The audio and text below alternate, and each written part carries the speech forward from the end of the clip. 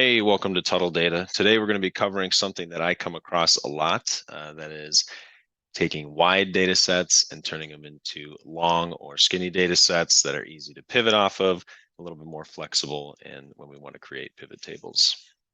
So to start off, obviously we have the state column and the date series on the top row, which we want to consolidate into just a single column. So to start us off, we have Alt D, release that and select P, which will bring up the pivot table and pivot chart wizard.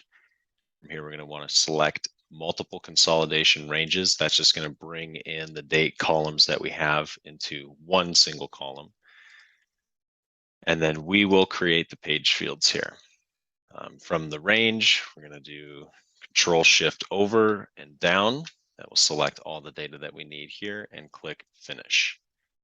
So what this does is put your data into a table format of which the grand total at the bottom right will have the sum of all your data. So right click that, show details, and this gets us now to where we want to be. So we have three columns. One of them is the state column. We have the date column and the values column. You can clean this up however you want, but this allows us to pivot off of the original data set that we had. So for example, if we go to Insert, Pivot Table, let's just throw it on the existing worksheet here. And we can throw in the date and the value. Let's clean this up just a little bit here. And so now we're looking at across the date range, we have the aggregated values for all the states. So let's put state in the filter and let's just select California.